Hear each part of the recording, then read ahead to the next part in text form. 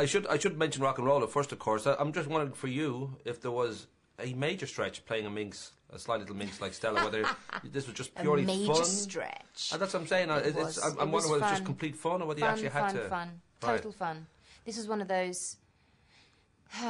this was the Brecht instead of the Stanislavski, and that's really pretentious, but just a more kind of theatrical performance, and it was much more about the way I stood, and also about I think I'm quite I'm animated and emotional, and it was about trying to. I honestly thought I'd watch the movie and I'd be stock still.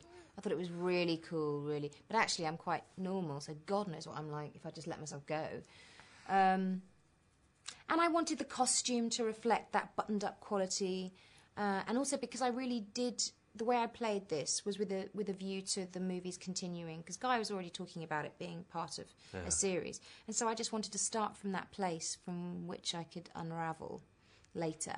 Well, of course, Guy's in a position where he's had 2 movies that got kicked to hell by critics and didn't do well at the box office, and he's kind of gone back to those earlier, funnier films that people like, Snatch and Lock, Stock, and I don't know whether for you there was any kind of reluctance, thinking, I wonder if he can go back there because it's been a while. No, not at all. I mean, I never. I never think about. I mean, obviously, if it's a movie that I was offended by or something, but I think with someone like Guy, he is genuinely, earnestly interested in the human condition, and I think that he's an artist, and I mean, not in a pretentious way, but it's what he does. He works in this field, and it's artistic. So he's experimenting with the medium of film, and I love the fact that with Swept Away and with Revolver, he was learning his craft. He was trying new stuff out, and there's a confidence to that too. And it's not everything is sort of wrapped up and packaged for a perfect commercial hit. You know, sometimes there are movies like Crash. That was a $6 million movie that no one expected anything to happen, and yet it captured the imagination of people. You've got to make films because you want to make them. And I think he genuinely wanted to make RockNrolla because he wanted to have some fun.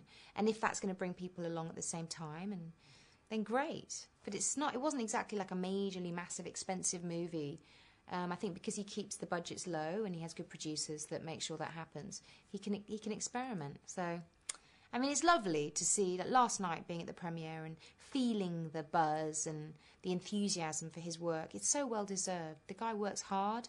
He started out so young. The British film industry is a tough industry. You know, to make movies here that sell overseas, truly, that's tough. You know, you can make movies for people to watch in this country, but this is a tiny, tiny island. The returns are, pretty low. And he's someone that really crosses the Atlantic and many other seas aside from that. And I just celebrate him. I really do. I think we're very lucky to have him in this country. And he still makes films in this country. And he brings Mrs. Ritchie over as well from the United States. And she's living here now. So he's pretty wicked. Rock and roll. He is rock and roll. He is the RockNrolla. Nice one. I got a rock because I've been given the friendly finger there. Oh.